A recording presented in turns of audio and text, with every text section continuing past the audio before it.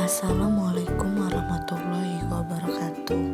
Perkenalkan, nama saya Istiqomah dengan NIM 33 2018 002. Di sini saya akan menjelaskan secara singkat tentang konstruktivisme radikal Piaget. Pertama, saya akan menjelaskan secara singkat siapa sih Jean Piaget. Jean Piaget, atau yang lebih dikenal dengan nama Piaget, adalah seorang ilmuwan yang lahir pada 9 Agustus 1896 di Newcastle, Swiss, dan meninggal pada tahun 1980. Piaget pada awalnya ingin menjadi seperti ayahnya, yaitu seorang akademisi. Tetapi Piaget takut pada keadaan ibunya yang sedikit menderita gangguan emosi. Nah, kondisi ibunya inilah yang membuat Piaget untuk mempelajari psikologi. Seperti yang kalian ketahui, Jean Piaget adalah tokoh dari teori perkembangan kognitif Piaget. Di dalam teori itu, Piaget mengatakan ada 4 aspek yang mempengaruhi transisi bagi perkembangan. Yang pertama, kematangan. Yang kedua, pengalaman. Yang ketiga, interaksi sosial. Dan yang keempat, ekuilibrasi. Kemudian di dalam teori tersebut, menurut Piaget ada beberapa konsep yang perlu diperhatikan dari fase-fase perkembangan. Yang pertama, integrasi. Yang kedua, skema. Yang ketiga, asimilasi. Yang keempat, akomodasi. Dan yang kelima, ekuilibrasi. Dan Piaget juga membagi perkembangan kognitif anak menjadi 4 tahap, yaitu yang pertama, tahap sensorik, usia 0-2 tahun. Yang kedua, tahap pra-operasional, usia 2-7. Yang ketiga, tahap operasional konkret dari usia 7-11 tahun. Dan yang terakhir, tahap operasional formal dari usia 11 tahun sampai dewasa. Nah, untuk lebih jelasnya mengenai Jean Piaget dalam teori perkembangan kognitif Piaget, kalian bisa tonton video teman saya Meliana Sari dengan mengklik tombol di kanan atas. Kemudian kita masuk ke apa sih radikal konstruktivisme. Yang pertama, menurut Fairman, 1994, radical constructivism is a neo-Piagetian position in that it draws on the theoretical foundation of Piaget's work and is also a reinterpretation of those foundations. Yang kedua, menurut Thomas, 1994, radical constructivism holds that one constructs one's own notion of the world in accordance with a confluence of genetic and evolutionary epistemologies. Dan yang ketiga, menurut Von Glasersfeld, 1995, it is unconventional approach to the problem of knowledge and knowing. It starts from the assumption that knowledge, no matter how it be defined, it is the heads of person and that the thinking subject has no alternative but the construct what he or she now on the basic of his or her own experience. Dari pendapat para ahli di atas dapat disimpulkan bahwa konstruktivisme radikal merupakan teori pembelajaran yang langsung mengasumsikan bahwa pengetahuan itu sesuai dengan dikonstruksikan oleh masing-masing individu. Kemudian teori belajar radikal konstruktivis. Konstruktivisme merupakan teori pembelajaran yang menekankan pembentukan pengetahuan oleh penerima pengetahuan. Konstruktivisme dikembangkan berdasarkan prinsip perkembangan kognitif yang telah dikemukakan oleh Jean Piaget.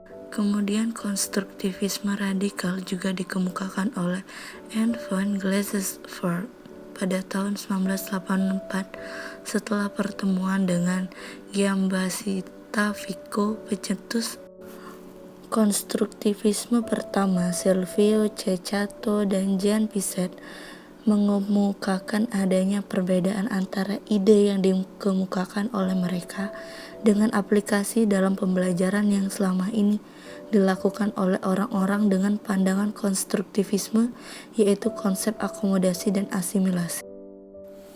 Proses akomodasi dan asimilasi yang dimaksud oleh Piaget, kita ambil contoh dari bayi dan mainannya, di mana bayi dengan cepat belajar bahwa rattle atau giring-giring yang jika digoyangkan akan menghasilkan sebuah bunyi, dan hal ini menyediakan kemampuan yang membuat bunyi untuk bayi.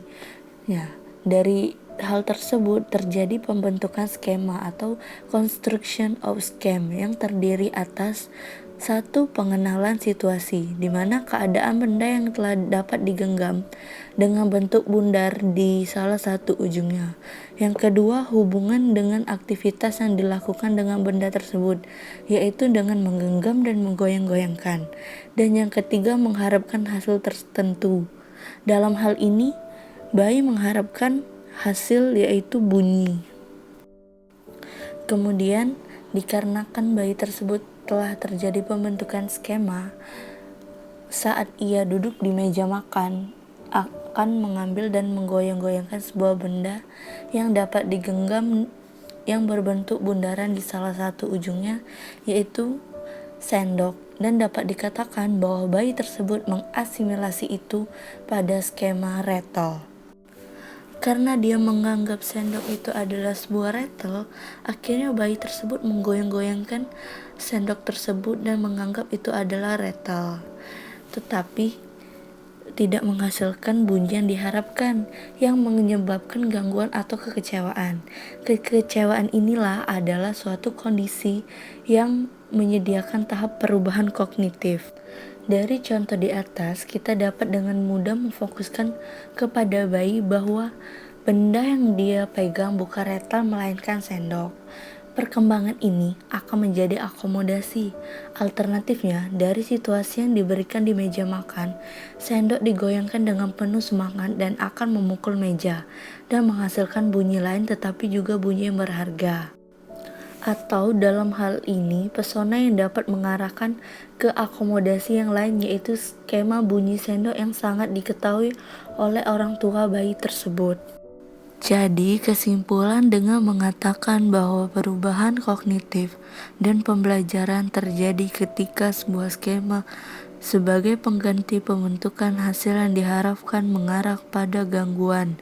Gangguan pada gilirannya mengarahkan kepada akomodasi yang dapat membentuk equilibrium atau keseimbangan yang baru, jadi dengan kata lain asimilasi. Dan akomodasi tidak dapat dipisahkan karena akomodasi tidak dapat dibentuk tanpa adanya asimilasi. Selanjutnya yaitu Prinsip dasar radikal konstruktivisme yaitu 1. Pengetahuan tidak diterima secara pasif baik melalui akal sehat atau melalui cara berkomunikasi tetapi dibangun secara aktif oleh subjek kognitif. 2. Fungsi kognitif untuk beradaptasi dan menyediakan peraturan dunia bukan menemukan dari realita ontologi objektif. selanjutnya yaitu pengaplikasian konstruktivisme radikal dalam pembelajaran. Pengaplikasian pembelajaran menurut von Glasersfeld 1955 yaitu 1. Pengajaran tidak dimulai dengan presentasi kebenaran tetapi dengan menciptakan kesempatan untuk mendorong pemikiran siswa sendiri ini karena guru yakin siswa bisa berpikir. 2. Tidak cukup bagi guru untuk mengenali subjek dari kurikulum, guru juga harus menciptakan situasi deduktif yang mencakup konsep yang akan dibangun. Situasi ini harus dapat membangkitkan ketertarikan spontan siswa. 3. Kapanpun siswa menunjukkan pekerjaan mereka, guru tidak boleh mengatakan jika itu salah karena siswa jarang menghasilkan solusi acak yang mereka sudah kerjakan. Dan jika hasil mereka kira tidak sesuai, jangan mengabaikannya. Mengabaikan hal ini adalah cara pasti menghancurkan motivasi mereka punya. Jadi tidak heran jika keinginan mereka untuk mengerjakan tugas baru itu hilang. 4. Banyak kata-kata yang dipakai guru untuk menghubungkan arti disiplin tertentu menimbulkan hubungan atau arti yang berbeda untuk siswa pemula. Dalam rangka membantu dan mengembangkan dari rekonstruksi dan pembentukan konsep baru, guru harus mengerti ide dan pemahaman siswa. Hanya jika guru memiliki model pemikiran yang sama dengan siswa, guru dapat mengadakan jalur pemikiran dan mencoba untuk menghindari konstruksi konsep baru yang tidak pantas. Pembentukan konsep membutuhkan refleksi. Guru harus menyediakan beberapa arti untuk merangsang refleksi. Cara termudah adalah meminta siswa menyampaikan pemikiran mereka. Baik, itulah materi tentang konstruktivisme radial Piaget. Lebih dan kurang saya mohon maaf, kepada Allah saya mohon ampun. Terima kasih. Wassalamualaikum warahmatullahi wabarakatuh.